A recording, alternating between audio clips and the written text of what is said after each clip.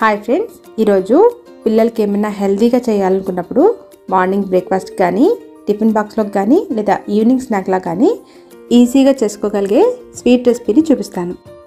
దీనికోసం ఇక్కడ నేను 1 కప్పు ఇడ్లీ బ్యాటర్ తీసుకుంటున్నానండి. దీనిలోనే 2 కప్పులు దోశ బ్యాటర్ని మిక్స్ చేస్తున్నాను. ఒకవేళ మీ దగ్గర ఇడ్లీ బ్యాటర్ లేనట్లయితే 1/2 కప్ వరకు ఉప్మా రవ్వని యాడ్ చేసుకుంటే సరిపోతుంది.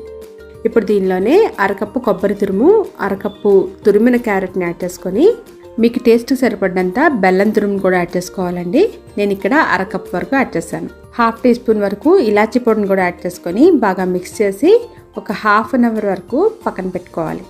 మనం ఇక్కడ తీసుకున్న పర్మనెంట్ ఇడ్లీ దోశ బ్యాటర్ మన గట్ హెల్త్ని ఇంప్రూవ్ చేస్తుంది.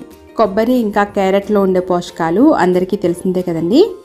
అరగంట తర్వాత ఒకసారి బాగా కలుపుకొని ఇప్పుడు స్టవ్ వెలిగించుకొని పొంగనాల గిన్నెలో నెయ్యి వేసుకొని వేడెక్కిన తర్వాత బ్యాటర్ని యాడ్ చేసుకోవాలి. మనం ఇక్కడ ప్రిపేర్ చేస్తున్నది స్వీట్ పొంగనాలు కాబట్టి నెయ్యి ఈ రెసిపీకి మరింత టేస్ట్ని యాడ్ చేస్తుంది. ఇప్పుడు మూత పెట్టుకొని లో టు మీడియం ఫ్లేమ్లో 2 నుంచి 3 నిమిషాలు మంచిగా రోస్ట్ చేసుకోవాలి.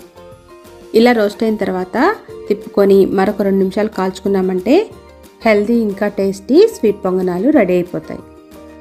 ఈ రెసిపీ మీకు నచ్చిందని అనుకుంటున్నానండి. నచ్చినట్లయితే లైక్ చేసి మీ ఫ్రెండ్స్ ఇంకా ఫ్యామిలీ మెంబర్స్కి షేర్ చేయండి. నా ఛానల్ని సబ్స్క్రైబ్ చేసుకోవడం మర్చిపోకండి. Thanks for watching.